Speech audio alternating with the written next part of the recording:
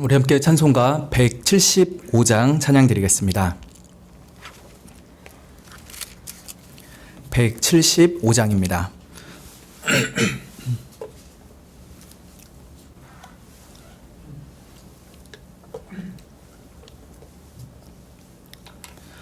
성령이여 우리 찬송 부를 때 진심으로 찬양하게 합소서. 성령이여 우리 기도 드릴 때 우리 곁에 계셔 일러주소서. 성령이여 우리 성경 읽을 때 그 속에서 빛을 보게 합소서. 성령이여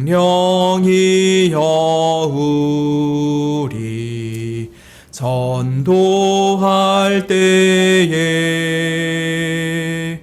지혜로운 말씀 주시옵소서. 성령이여 우리 겸손해져서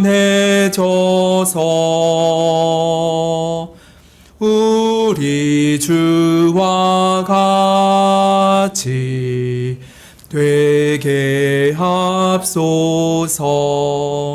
3절부터 다시 하겠습니다. 성령이여 우리 성경 읽을 때 그 속에서 빛을 보게 합소서. 성령이여 우리 전도할 때에 지혜로운 말씀 주시옵소서. 성령이여 우리 겸손해져서 우리 주와 같이 되게 합소서. 아멘.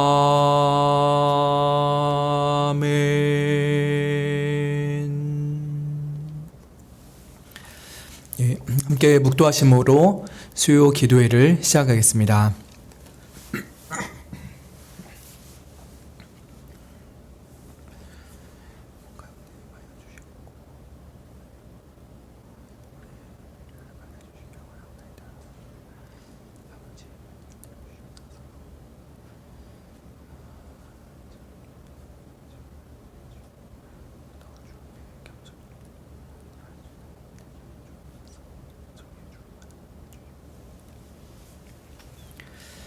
우리 함께 찬송가 52장 찬양 드리겠습니다.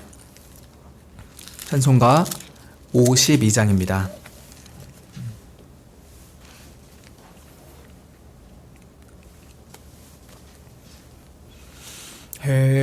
햇빛을 받는 곳마다 주 예수 왕이 되시고 이 세상 끝날 때까지 그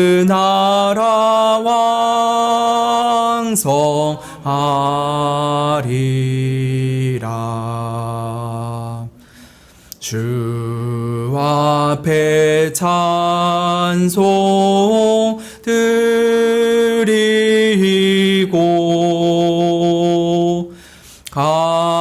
간절히 기도 드리니 그 기도 향기 되어서 주 앞에 상달하도다.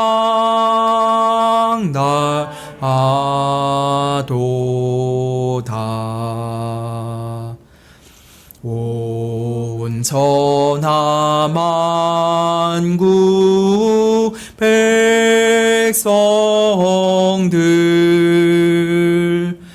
그 사랑 찬송하도다.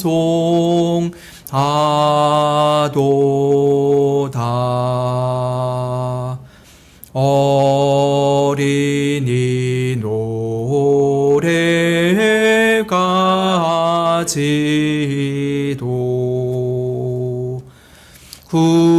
구주를 찬송하도다.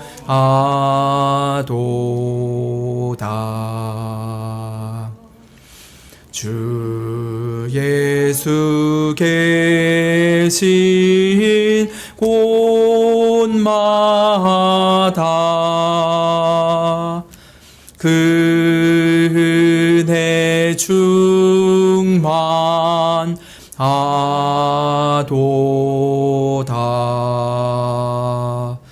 고나고 병든 사람들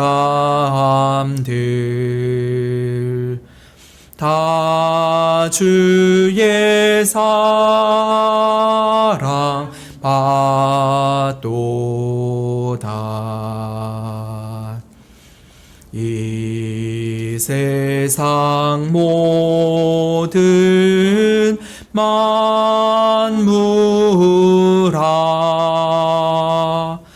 주 앞에 경배하여라.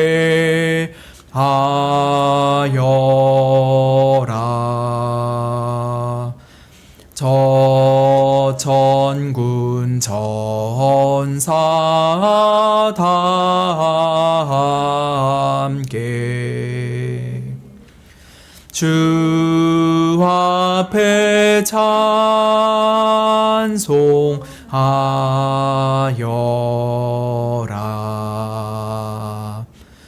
아멘.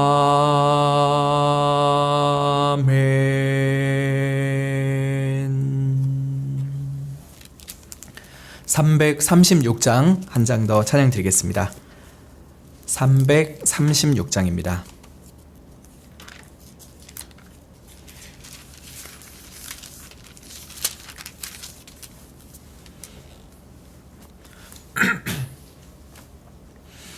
여러 해 동안 주 떠나 세상 연락을 즐기고 저 흉악한 죄에 빠져서 그 은혜를 잊었네. 오 사랑의 예수님, 내 맘을 곧 엽니다. 곧 들어와 나와 동거하며 내 생명이 되소서. 죄악의 죽을 인생을 심히 불쌍히 여기사 저 하늘의 영광 버리고 이 세상에 오셨네. 오 사랑의 예수님, 내 맘을 곧 엽니다. 곧 들어와 나와 동거하며 내 생명이 되소서. 홍보를 입은 구주는 가시면류관 쓰시고 저 십자가 높이 달리사 그 아픔을 참았네. 오 사랑의 예수님, 내 맘을 곧 엽니다. 곧 들어와 나와 동거하며 내 생명이 되소서. 미련한 우리 인생은 주의 공로를 모르고 그 쓸쓸한 사막 가운데 늘 헤매고 다녔네. 오 사랑의 예수님, 내 맘을 곧 엽니다. 곧 들어와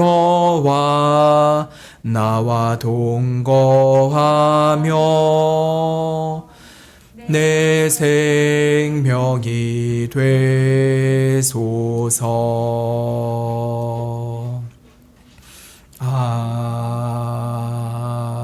아멘.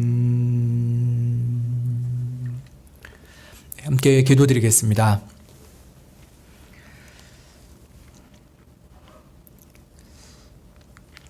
죄와 허물로 죽어서 참 하나님 없는 삶을 원래 그런 듯이 살았던 우리네 인생들에게 하나님께서 성령님을 보내주시고 우리에게 참 겨자씨만 할지라도 참된 믿음을 허락하여 주신 은혜를 감사드리옵나이다. 참으로 거짓 사상과 이단이 난무하는 이 세상 가운데서도 우리들에게 순수한 참 진리를 가르쳐 주시고 또한 그것을 믿게 하여 주시고 우리의 삶 가운데 적용하며 살아갈 수 있는 은혜를 주셔서 감사를 드리옵나이다. 우리에게 주신 이 값진 구원을 인하여서 하나님께 참으로 찬양을 드렸고 우리의 삶 전체를 주님께 드리기를 원합니다. 그러나 참 우리의 이러한 신앙의 고백과 너무나도 동떨어지게 우리의 생활은 죄에 얼룩지고 부끄러운 허물이 너무나도 많음을 주님께서 아시는 줄 압니다. 주님, 아무리 부끄러울지라도 주 예수 그리스도의 은혜를 의지하며 지금 다시금 나오나니 주님께서 우리를 불쌍히 여겨주시고 우리의 모든 죄를 깨끗이 사하여 주시기를 원하옵나이다. 정결케 하신 양심을 따라 하나님 앞에 담대히 나와 이 시간 예배드리게 하여 주시옵고 또 우리의 깊은 소원을 주님께 아뢰을 때 주님께서 응답하여 주시기를 원하옵나이다. 우리나라가 참으로 정치적으로 혼란스럽고 경제적으로도 너무나도 힘든 상황입니다. 많은 사람들의 마음속에 참 희망의 빛 한 줄기가 없고 시간이 갈수록 왜 이리 인생이 고달픈지 한숨 쉬고 절망하고 또 술 한 잔에 마음을 달래는 이들이 허다합니다. 이러한 어둠에 빠진 우리나라를 주께서 불쌍히 여겨주시었고 다시금 우리들이 복음의 밝은 빛을 비추어 그들로 하여금 생명의 빛으로 나오게 하여 주시기를 원하옵나이다. 또한 저 멀리 여전히 우크라이나와 러시아에서는 수많은 젊은이들이 피 흘려 죽어가고 있고 또한 이 전쟁은 언제 어떤 식으로 그칠지 알 수조차 없습니다. 기약 없는 이 종전을 위하여서 주님 앞에 기도하옵나니 주님 긍휼을 베푸사 속히 그 전쟁을 그쳐주시옵고 많은 사람들이 다시 일상의 삶으로 돌아갈 수 있게 하여 주시길 원합니다. 다만 한 가지 더 기도하옵는 것은 이러한 인간의 무지함과 잔악함과 탐욕 앞에 자기 자신을 돌아보게 하여 주시고 각자가 참되신 하나님 앞으로 나올 수 있는 구원의 은혜를 더해 주시기를 원합니다. 이 전쟁으로 인하여서 진정 우리가 싸워야 될 것은 죄와의 전쟁임을 깨닫게 하여 주시옵고 그 죄로부터 우리를 구원하신 예수 그리스도 앞으로 나올 수 있도록 그들을 불쌍히 여겨주시기를 원합나이다. 이제 추운 겨울이 가고 따스한 봄이 왔습니다. 그러나 우리의 마음은 여전히 겨울같이 차갑고 스산합니다. 우리를 불쌍히 여겨주시사 성령의 따뜻한 은혜를 바람처럼 불어주시었고 우리의 마음속에 봄 기운같이 샘솟는 감사와 기쁨으로 주를 섬기게 하여 주시기를 원합니다. 예수님의 이름으로 기도드리옵나이다. 아멘. 이 시간 마태복음 21장 말씀 나누겠습니다.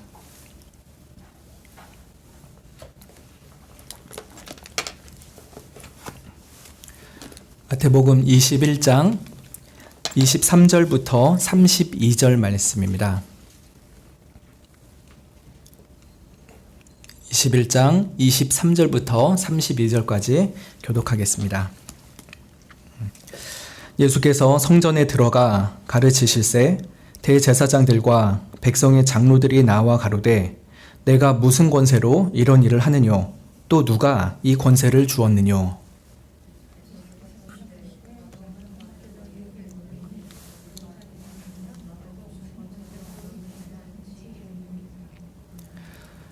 요한의 세례가 어디로서 왔느냐 하늘로서냐 사람에게로서냐. 저희가 서로 의논하여 가로되 만일 하늘로서라 하면 어찌하여 저를 믿지 아니하였느냐 할 것이요.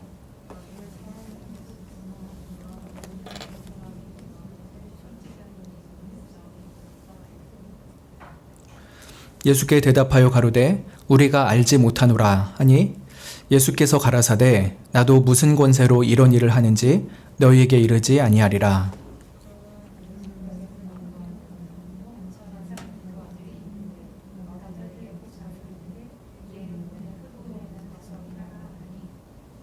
대답하여 가로되 아버지여 가겠소이다 하더니 가지 아니하고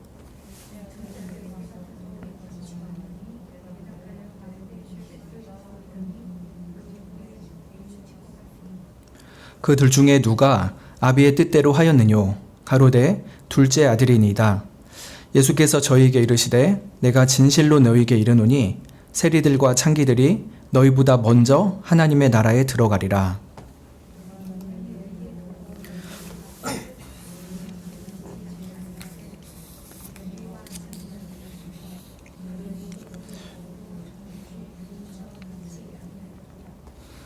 아멘. 오늘 본문은 죄 없으신 예수님께서 죽임을 당하신 고난주간 중에서 세 번째 날의 일입니다. 그러니까 지금으로 말하면 주일, 월요일, 화요일, 이 화요일에 있었던 일이죠. 그 주간 첫째 날 주일에는 그때 이제 일요일이라고 해야겠죠.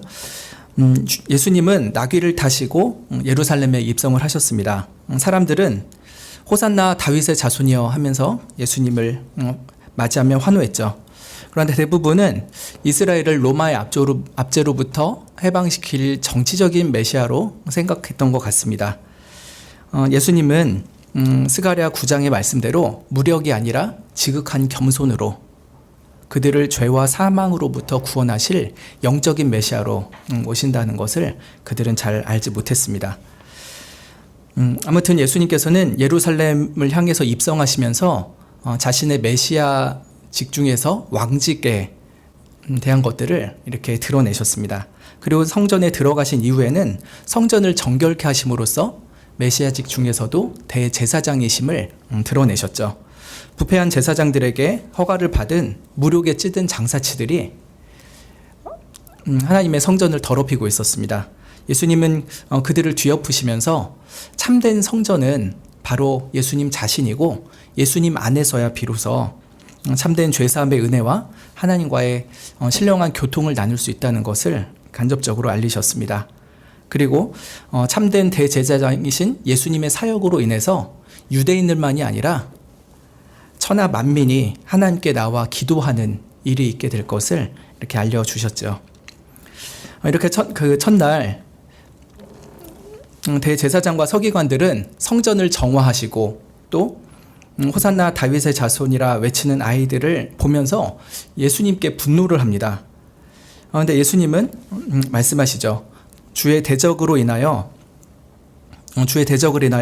어린아이와 젖먹이의 입으로 말미암아 권능을 세우시며 이는 원수와 보수자로 잠잠케 하려 하심이니다는 시편의 말씀이 자기에게 적용된다는 것을 말씀하시면서 그 대제사장과 서기관들의 입을 오히려 막으셨습니다. 오늘 읽은 21장 23절부터는 고난주간의 셋째 날의 일이라 말씀하셨죠. 흔히 이 셋째 날 화요일을 질문의 날이라고 합니다. 여러 종교자들이 한 팀씩 나와가지고 예수님께 난해한 질문을 던졌죠. 그러나 진정한 선지자이신 예수님은 그 질문들을 통하여서 오히려 그들의 어리석음을 드러내시고 더 깊은 진리를 나타내셨습니다. 오늘은 그렇게 읽은 세 가지 질문 중에 첫 번째 질문을 하러 나온 사람들에 대한 이야기입니다. 23절에 예수께서 성전에 들어가 가르치실새 대제사장과 백성의 장로들이 나왔다라고 말씀하죠. 병행구절인 누가복음 20장을 보면은 예수님께서 성전에서 백성을 가르치시며 복음을 전하셨다라고 합니다. 성전에 가셔서 그 마지막 고난 주간에 복음을 전하셨다고 합니다. 하나님의 아들로서 오신 자신을 믿음으로써만 참된 구원을 얻으리라는 말씀을 선포하셨겠죠. 그때 대제사장과 장로들 그리고 누가복음에 의하면은 서기관들까지 합세를 해가지고 예수님 앞에 나왔습니다. 이들은 당시 이스라엘의 최고 의결기관인 산헤드린 공의회에 파견을 받은 아마 진상조사위원 정도 되지 않을까 싶습니다. 이들이 예수님께 묻습니다. 네가 무슨 권세로 이런 일을 하느뇨? 또 누가 이 권세를 주었냐? 아주 거만하게 질문을 했죠. 이런 일이란 무엇입니까? 가깝게는 이틀 전 월요일에 일요일에 예루살렘 입성시에 호산나 다윗의 자손이여 하는 찬양을 자신의 것으로 수납하신 사건이죠. 또 대제사장의 관리 아래에 있는 그 성전에 장사하는 이들 또 환전하는 이들을 뒤엎으시면서 성전을 정화하신 사건이었습니다.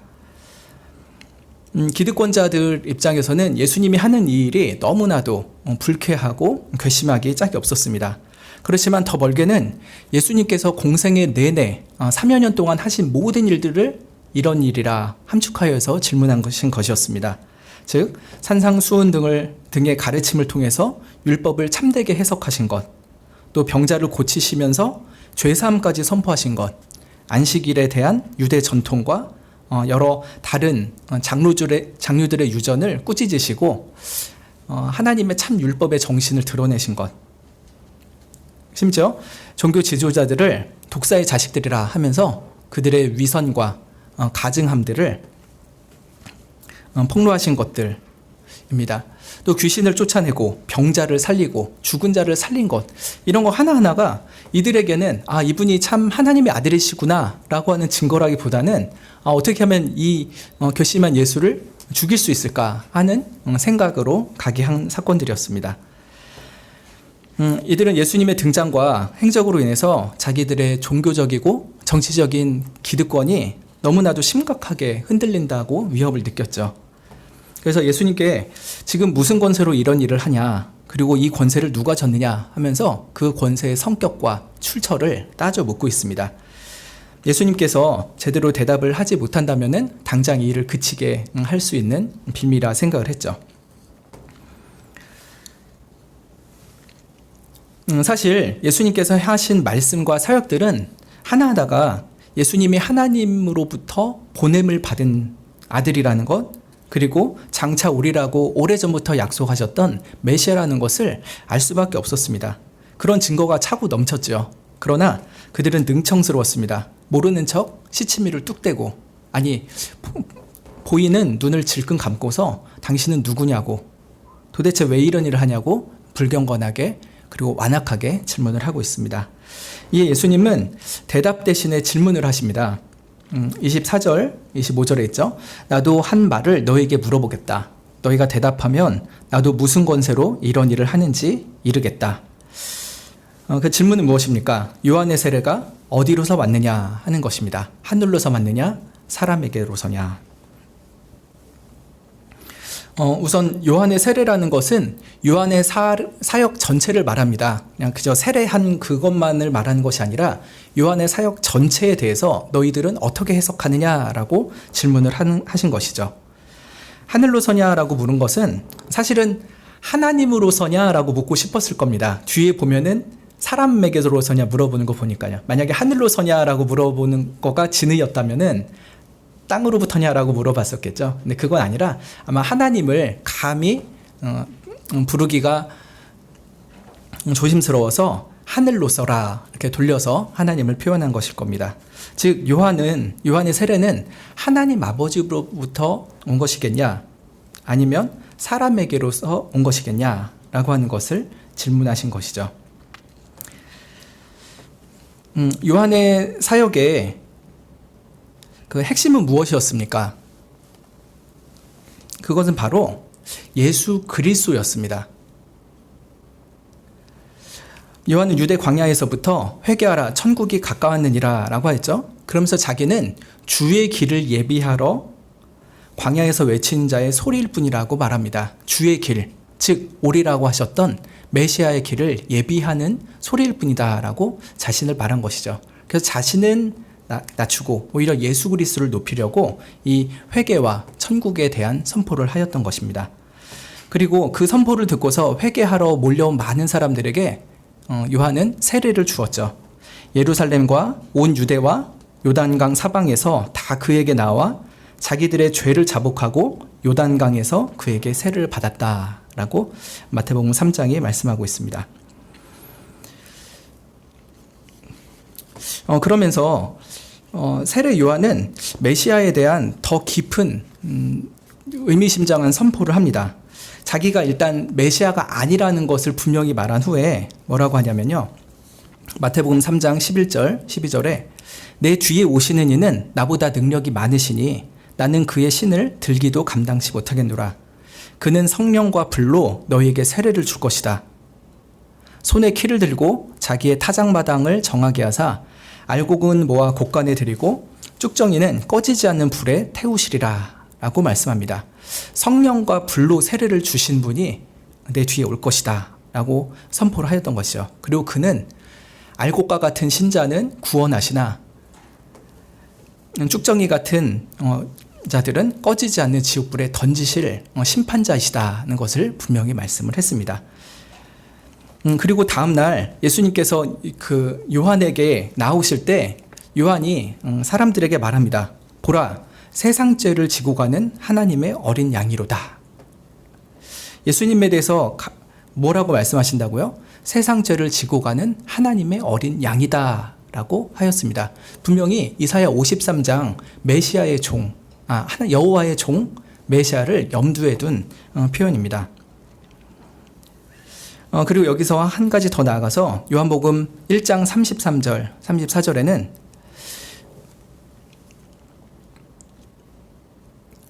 예수님께 성령이 비둘기같이 임하는 것을 보면서 하나님께 가르침을 받은 대로 그가 하나님의 아들이심을 증거하였다라고 말씀을 하고 있습니다. 세례 요한은 처음부터 예수님이 하나님의 아들이라는 것을 증거했다고 합니다. 그러니까 세례 요한의 증거를 들은 사람들은 예수님에 대해서 둘 중 하나로 판단해야 되는 것입니다. 하나는 세례 요한의 말 그대로 하나님의 아들이시다는 것이고, 아니면은 세례 요한의 말이 거짓말이어서 저 예수도 하나님의 아들은 아니다라고 하는 것이죠. 그 둘 중에서 하나를 선택해야 되지만 세례 요한의 선포는 너무나도 분명했습니다. 저가 하나님의 아들이시다. 이처럼 세례 요한의 세례 그리고 그의 모든 사역의 핵심은 오직 예수님이었습니다. 예수님이 옛적부터 약속하신 바 세상 죄를 짊어지고 대신 죽임당할 하나님의 어린 양이시오 하나님의 아들이시다는 것을 전파하는 것이 세례 요한의 모든 사역의 핵심이었죠.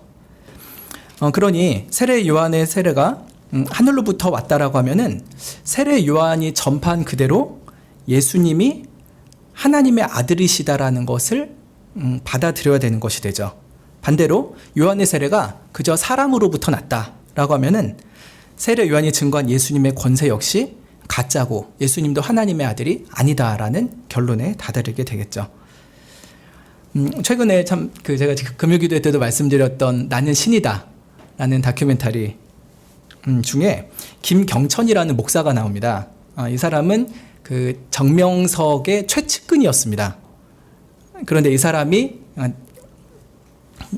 나중에 이게 정명석이 가짜구나라는 것을 알고서 나와가지고 그 정명석으로부터 피해당한 사람들을 돕는 일을 합니다. 근데 김경천이 왜 예전에는 정명석이 진짜 메시아라고 믿었냐라고 물었습니다. 어떤 사람이 인터뷰를 할 때 그 김경천 목사가 이렇게 대답합니다. 정명석에게 진짜 신기가 있대요. 그냥 말만 이렇게 막 하는 게 아니라 정말 신적인 뭔가가 있다고 느꼈다고 합니다. 그래서 그가 천국에 갔다 왔던 얘기, 또 지옥에 갔다 온 얘기, 또 꿈 얘기, 예수님 만난 얘기, 어떤 사람이 아픈 데를 이렇게 투시해서 본다든지 기적을 행하는 때가 진짜 있었다고 합니다. 그러니까 이 김경천이라는 사람이 그런 것을 옆에서 목도하면서 이 사람이 진짜 예수가 아닌가 하는 생각을 하면서 따라다녔다는 것이죠.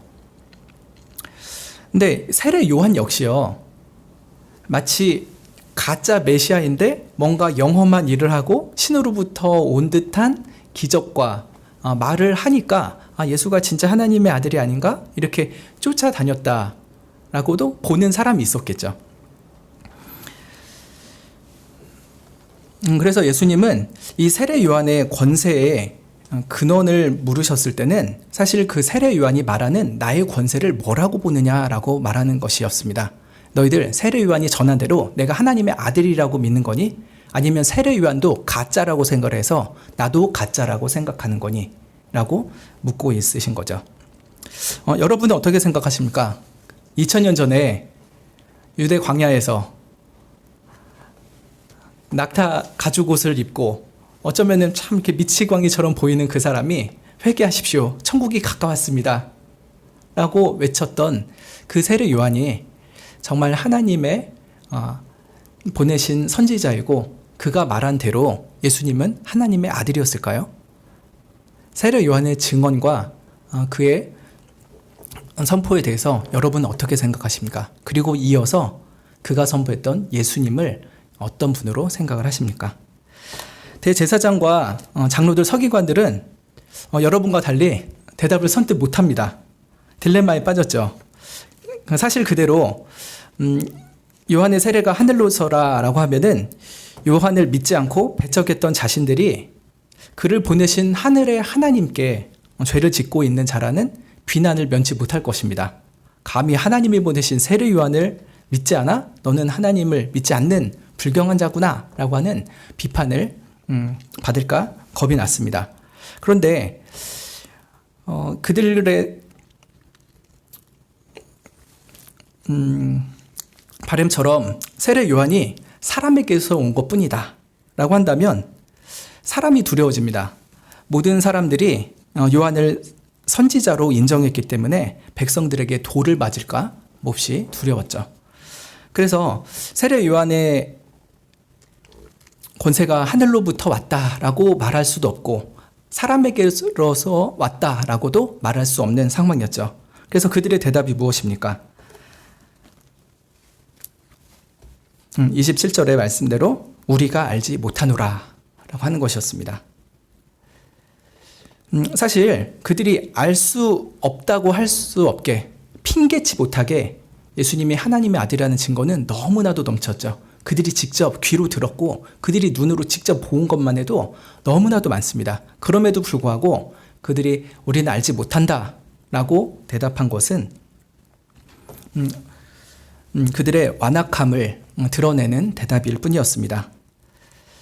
자기들의 종교적인 기득권, 정치적인 그 권세를 잃을까 하여서 차마 예수님 앞에 자신의 모든 것들을 내려놓지 않고 끝까지 자신의 탐욕을 붙잡고 있었던 것이죠. 이에 예수님도 대답하십니다. 나도 무슨 권세로 이런 일을 하는지 너에게 이르지 아니하리라. 사실 예수님은 대답을 안 한다라고 말씀하셨지만 그 세례 요한에 대한 질문을 통해서 대답을 다 하신 것이었습니다. 다 알아들을 만 했죠. 그러나 예수님은 대답하지 않는다라고 말씀하셨습니다. 그러면서 곧장 세 가지의 비유를 하십니다. 마태복음에만 이 세 가지 비유가 다 써 있고요. 병행 구절인 마가복음이랑 누가복음에는 두 번째, 세 번째 비유만 있습니다. 그러니까 바로 뒤에 이어지는 첫 번째 비유는 마태복음에서만 볼 수 있는 독특한 비유인 것입니다. 예수님께서 그렇게 완악하게 또 은큼하게 대답한 그들에게 이 첫 번째 비유를 들어서 말씀하십니다. 28절부터 31절까지 있죠. 그러나 너희 생각엔 어떠냐? 한 사람이 두 아들이 있었다. 맏아들에게 가서 말했다. 예, 오늘 포도원에 가서 일해라. 첫째 아들이 아버지여 가겠습니다 하더니 가지 아니하였다. 둘째 아들에게 가서 이같이 말했는데 싫습니다 했는데 그 뒤에는 뉘우치고 갔다. 그 둘 중에 누가 아비의 뜻대로 하였냐? 라고 물으셨습니다. 저는 초등학교 때 들었던 거가 기억이 나요. 그만큼 너무 짧으면서도 강렬하게 진짜 하나님의 뜻을 행하고 있는 자가 누구인가를 알게 하는 그런 비유였습니다.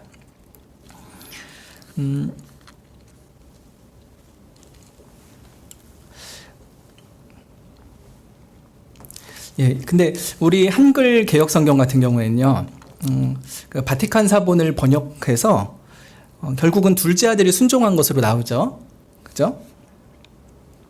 그런데 그 킹제임스 버전이나 NIV나 공동 번역이나 새 번역 같은 데는 신해산 사본 혹은 배자 사본을 번역해서 맏아들이 순종한 것으로 나옵니다. 어떻게 되냐면 29절과 30절에 보면은 맏아들의 대답과 둘째 아들의 대답이 있죠. 근데 이 두 대답이 바뀌어 있는 거예요. 그래서 그런 식으로 읽어보면 29절은 맏아들에게 가서 오늘 포도원에 가서 일해라 라고 했더니 맏아들이 저는 원치 않습니다. 그러나 나중에 뉘우치며 갔다 라고 번역이 되고요. 30절에는 그 다른 아들에게 가서, 이게 둘째 아들이겠죠? 그에게 똑같이 말했는데 둘째 아들이 제가 가겠습니다. 그리고 그는 가지 않았다. 이렇게 번역이 됩니다.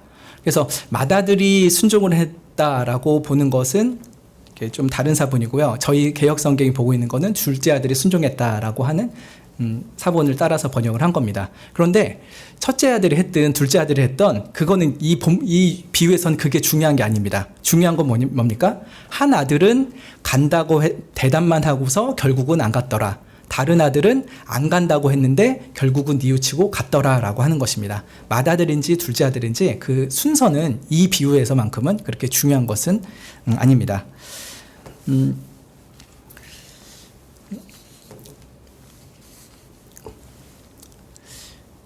저희는 그 한글 개역 성경대로 이렇게 쭉 보겠습니다.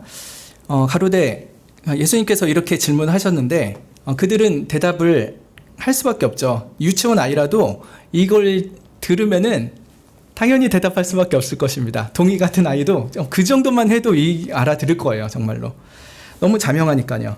예수님 이 두 아들 비유를 통해서 대제사장과 장로들이 고의로 하나님의 뜻을 대적하고 있다는 자기를 좀 객관적으로 보게 하여 주신 것입니다. 그리고 스스로의 위선과 제약을 시인하게 대답을 하게 하셨죠. 31절에 예수님께서 그들에게 말씀합니다. 세리와 창기들이 너희보다 먼저 하나님의 나라에 들어가리라. 요한이 의의 도로 너희에게 왔거늘 너희는 저를 믿지 아니하였으되 세리와 창기는 믿었으며 너희는 이것을 보고도 종시 뉘우쳐 믿지 아니하였도다.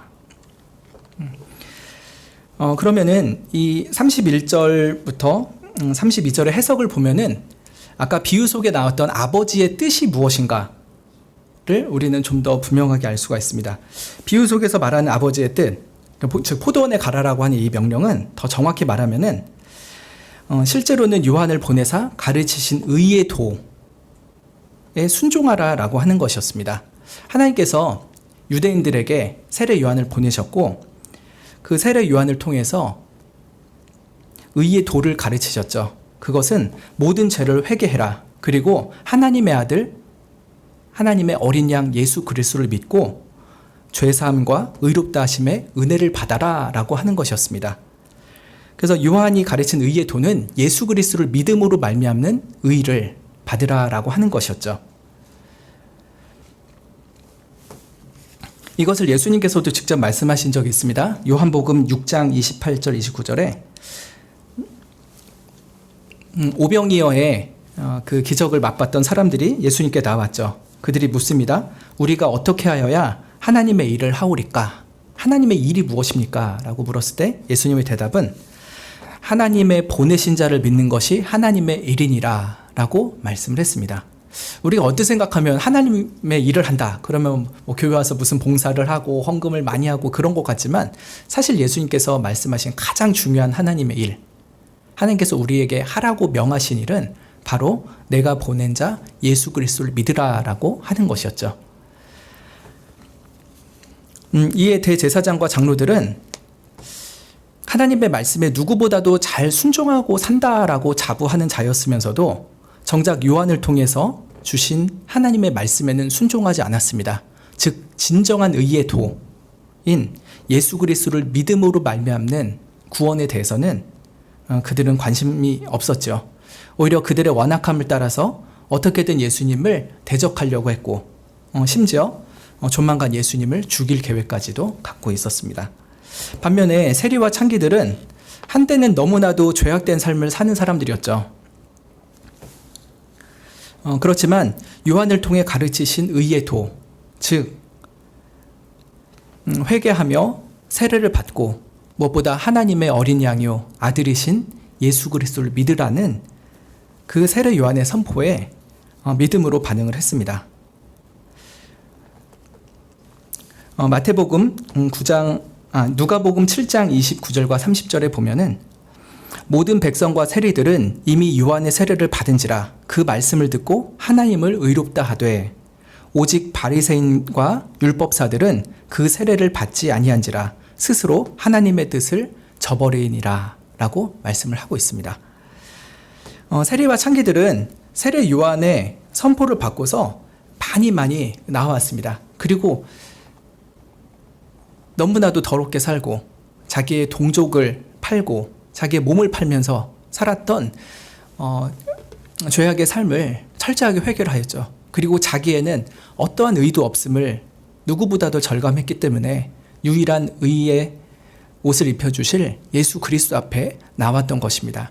자기에게 어떤 소망이 없던 것을 그 누구보다도 잘 알았기에 유일한 소망 대신 예수님께 나왔던 것이죠. 그 중에 한 명이 세리 마태이고요. 삭개오 같은 이들입니다. 특히 마태 같은 경우는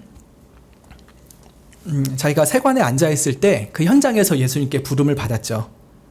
그리고 그때부터 예수님을 믿으면서 거듭난 새 인생을 살아가기 시작합니다. 그가 제일 먼저 했던 것은요, 자기 같은 죄인 친구들을 부른 것이었습니다. 사람들에게 온갖 비난과 손가락질을 받던 동료 세리들, 그리고 죄인들을 자기 집에 초대하고 예수님과 함께 잔치를 누리겠죠. 근데 죄인이라고 했을 때는 창녀나 술주정뱅이 같은 이들이 포함되어 있었을 것입니다. 예수님은 그들과 함께 식사를 나누시면서 그들을 정죄하지 않았습니다. 오히려 자신의 죄를 시인하고 겸손히 주 앞에 나와 나도 마태 친구처럼 예수님한테 죄 용서함을 받고 나도 예수님의 은혜 가운데 이 죄의 무거운 것들 다 내려놓고 의의 기쁨을 누리면서 살고 싶습니다 하는 마음으로 예수님과 함께 먹고 마셨던 것이죠. 그들은 정말 죄인들을 위한 나라, 의가 없는 자에게 값없이 의를 주는 나라, 그 천국의 기쁨을, 그 천국의 잔치를 그 자리에서 이미 맛보았던 것입니다. 그러면서 그들의 삶이 이제 회개의 열매를 맺는 그런 삶으로 살았겠죠. 한편 그런 장면을 보면서 바리새인들은 제자들에게 말합니다. 어찌하여 너희 선생은 세리와 죄인들과 함께 잡수시느냐? 라고 합니다. 그들은 예수님이 왜 세리와 그 창녀들과 함께 식사하는지 이해를 하지 못했습니다. 저렇게 더러운 놈들, 저런 더러운 여자들과 같이 있으면 자기도 더러워질 텐데 어떻게 선생이라고 하는데 저런 일을 하고 있지? 도저히 납득이 안 되는군. 오히려 우리같이 깨끗한 사람이랑 교제를 한다면 좀 생각해 볼 수 있을 텐데, 이런 마음이 있었겠죠. 그들은 이 비유 속의 한 아들처럼 하나님 아버지의 말씀에는 다 순종한다라고는 하지만 결국은 가장 결정적인 것에서 불순종하고 있었던 것입니다. 사실은 자기가 세리나 창녀보다도 더 음흉하고 더 교묘하고 더 위선적인 죄인이라는 것을 알지 못하여서 주님 앞에 자기의 죄를 고하지 않았던 것이죠. 아주 극소수의 바리새인들, 니고데모 같은 사람들은 자신의 죄를 깨닫고 주님 앞에 나와왔지만 대부분의 바리새인들은 그러질 않았습니다. 마치 한 아들처럼 내가 하나님의 말씀에 다 순종하겠습니다 라고 하지만 나중에 결정적인 순간에는 돌아섰던 것처럼요. 31절에 예수님께서 세리와 창기들의 구원을 이렇게 선포하십니다. 세리와 창기들이 너희보다 먼저 하나님 나라에 들어가리라. 그 자신들이 생각해도 정말 천국에는 갈 수 없을 것 같이 절망하고 있던 이 세리와 창녀들조차도 하나님 나라에 들어간다라고 말씀을 하셨습니다. 근데 여기서 먼저 들어간다라고 하니까 세리와 창기들은 첫 번째로 입장을 하고 대제사장과 장로들은 뒤늦게나마 입장하게 될 것인 것처럼 읽히죠. 그러나 그것은 아니고요. 바리새인과 장로들은 아예 들어가지도 못합니다. 보다라고 하는 게 좀 늦어진다라고 하는 게 늦게나마 어떤 혜택을 받는다는 게 아니라 거기서 완전히 배제된다는 뜻으로 사용될 때가 있습니다. 그런 예가 어디 있냐면요. 누가복음 18장에 보면 그 바리새인과 세리의 기도에 대해서 예수님께서 비유로 말씀하신 게 있죠. 자기를 의롭다고 믿고 회개치 않는 바리새인, 그리고 감히 고개도 못 들고 가슴을 치면서 불쌍히 여겨주십시오. 저는 죄인입니다. 라고 했던 세리가 각각 기도를 하고 돌아갑니다. 근데 예수님께서 그 비유 끝에 하시는 말씀이 이 사람이 저보다 의롭다 하심을 받고 집에 내려갔느니라 라고 합니다. 즉 세리가 바리새인보다 의롭다 하심을 받고 들어갔다라고 하는 거죠. 그러면은 얼핏 생각하면은 회개한 세리는 더 많은 의롭다 하심을 받고 회개를 안 한 바리새인은 조금만 의롭다 하심을 받지만 어쨌든 의롭다 하심을 받기는 받았다, 이렇게 해석하기가 쉬운데요. 그건 아니라는 거죠. 보다라고 했을 때 조금 뒤처지는 정도가 아니라 아예 배제됐다라고 하는 것이 합당합니다. 그래서 오직 회개한 세리만이 의롭다 하심을 받은 것이고 자기 의를 자랑하면서 하나님 앞에 전혀 회개하지 않았던 바리새인은 전혀 칭의를 받지 못한 것이죠. 마찬가지로 이 비유에서도 세리와 창기들은 하나님 나라에 들어가지만 회개하지 않는 대제사장과 장로들, 서기관들은 하나님 나라에 들어가지 못한다는 말씀을 하신 것입니다. 어쩌면 이 비유는 창초부터 보여주셨던 하나님의 복음의 본질을 아주 작은 비유 속에 압축해서 우리에게 보여주신 것입니다. 아담 안에서 죄인으로 태어난 우리들은 태어나면서부터 불순종의 아들입니다. 하나님 아버지의 주신 말씀에 어려서부터 무엇이든지 싫습니다 라고 하는 자들입니다. 그렇게 불순종하고 하나같이 죄악으로만 치렀던 우리들에게 하나님께서 은혜를 주심으로 인하여서 뉘우치게 하셨죠. 뉘우침의 은혜를 하나님으로부터 받았기 때문에 우리가 뉘우치게 된 것입니다. 스스로는 그저 못된 자녀로서 악한 길로 치달을 수밖에 없었지만 하나님께서 그렇게 달리는 우리의 뒷덜미를 잡으시고 너 그렇게 가면 망한다. 회개해라. 뉘우쳐라. 라고 하면서 우리의 인생을 멈춰주셨고 다시금 하나님 앞에서 살 수 있는 은혜를 주셨기에 우리가 하나님의 자녀가 되어 하나님의 나라에 들어갈 수 있는 자격을 얻게 된 것이죠. 누가 아버지의 뜻대로 하였는가? 라고 했을 때 우리 스스로 아버지의 뜻대로 하게 된 것이 아니라 하나님의 은혜로 말미암아 아버지의 뜻대로 하게 된 자들이 된 것입니다. 이러한 말씀을 우리의 생활 속에서 어떻게 적용할지 세 가지 정도로 대상을 나누어서 보면 좋겠습니다. 먼저는 첫 번째는 아무리 오랜 기간 전도를 해도 싫습니다. 나는 하나님 아버지의 말씀을 듣지 않겠습니다. 라고 말하고 있는 딱딱한 마음을 가진 불신자들입니다. 우리 성도님들의 배우자 중에 그런 불신자들이 있죠. 부모나 형제 자매들 중에도 싫습니다 하는 이들이 있습니다. 우리의 동창들 또 이웃분들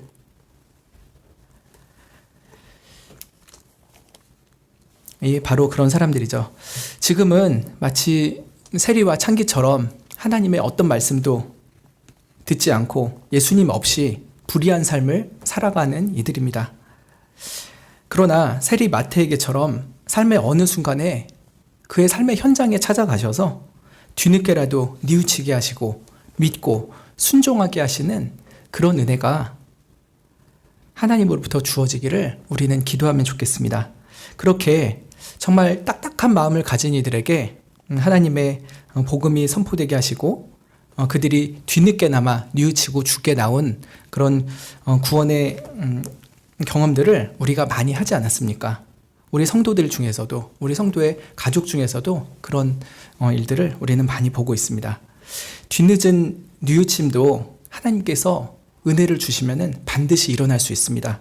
그러한 은혜를 받아서 구원받는 자의 수가 나날이 늘어나게 해주시기를 우리가 꼭 기도하면 좋겠습니다. 두 번째로는 교회에 나오고 있고 공동체 안에는 속해 있지만 그 심령이 여전히 하나님께 멀리 있고 그의 아들 예수 그리스도를 믿지 않는 이들을 위해서 기도하면 좋겠습니다. 오랜 동안 말씀을 듣고 배우죠. 하나님께서 자신에게 오늘 말씀하신다는 것을 좀처럼 알아듣지 못하고 예수님께서 하신 일들이 자기 같은 죄인을 위한 일이라는 것을 깨닫지 못한 이들이 우리 공동체 가운데도 여전히 있습니다. 참으로 안타까운 일이죠. 제가 지난 주일에 청년들에게 물어봤습니다. 하나님이 진짜로 살아서 역사하시는 참 신이라는 것을 믿는 친구 손들어보자. 그랬습니다. 몇 명 정도가 들었을까요? 한 50% 정도였습니다. 좀 생각보다 되게 적죠. 물론 아직은 그 확신이 없어가지고 약간의 믿음은 있지만 손을 못 든 친구도 있긴 하겠지만요. 정말 확신을 가지고 든 친구는 한 절반 정도더라고요. 정말 어려서부터 많은 말씀을 들었죠. 하나님이 이런 분이신 분이다. 또 많은 성경 공부를 해왔죠. 그럼에도 불구하고 하나님의 그 부르심의 목소리에 좀처럼 반응하지 못한 일이 있는 것입니다. 너무나도 안타까운 일이죠. 겉으로는 그래 보이지 않지만 사실은 하나님 없이 사는 인생, 또 주님을 믿지 않고 사는 인생이라면 세리와 창기의 인생과 본질적으로는 다르지 않을 것입니다. 그런 이들에게도 하나님께서 뒤늦은 뉘우침의 은혜를 주시기를 우리는 꼭 기도하면 좋겠습니다. 마지막으로 세 번째 적용할 대상은 점점 바리새인으로 변하고 있는 참된 신자입니다. 분명히 참된 신자입니다. 처음에는 분명히 예수님을 믿었고 자기의 죄를 다 회개를 했고 예수님의 의의 옷을 입고 더없이 거룩한 삶을 기쁨으로 살아갔죠. 그런데 어느새부터인지 나도 모르게 예수님의 의를 붙잡는 것보다는 교회 안에서의 자기의 의를 만들어내고 그것을 또 자랑하며 은근히 바리새인처럼 변하고 있진 않은지 우리 자신을 돌아보면 좋겠습니다. 이거는 뭐 또 누구를 다 얘기하는 게 아니라 우리 모두가 그렇게 되기 쉬운 연약한 죄인이라는 것을 생각할 때 우리 자신을 돌이켜봐야 될 것입니다. 나는 정말 예수 그리스도의 의의 도, 이 하나만을 붙들고 주 앞에 나오는가? 아니면 조금이라도 나의 어떤 것을 자랑하고 나의 경건과 나의 지식과 나의 헌신을 자랑하면서 주님 없이 하나님 앞에 서 있진 않은가를 꼭 돌아보면 좋겠습니다. 분명히 참된 신자예요. 구원을 취소당하진 않을 것이지만 그 마음속에 마치 잘난 척하는 순종하는 아들처럼 바리새인처럼 우리가 생활을 하고 있다면은 하나님 앞에 반드시 회개해야 될 것입니다. 마치 세리와 창기보다 더 교모하고 더 위선적이고 더 가증스러운 그런 모습으로 하나님 앞에 서 있지 않은지 우리 자신을 돌아보면서 기도하면 좋겠습니다. 오늘 본문을 생각하면서 세 가지 대상을 생각하면서 기도하자고 말씀드립니다. 한 가지는 정말 하나님 없이 하나님 싫습니다 하면서 살아가는 우리 주변의 완전한 불신자들. 두 번째로는 우리 교회 공동체 안에는 있지만 예수 그리스도를 인격적으로 영접하지 않고 회개하지 않고 주님 없이 사는 이들을 위해서 기도합시다. 세 번째로는 우리 자신이 혹시 바리새인처럼 변하고 있진 않은지 생각하면서 오직 예수 그리스도의 의만을 붙드는 마음, 그리고 철저히 우리의 죄를 회개하는 겸손한 마음을 달라고 이 시간 기도하면 좋겠습니다. 예, 기도하고 마치고 계속해서 개인적으로 기도하시면 좋겠습니다. 제가 기도하겠습니다. 하나님,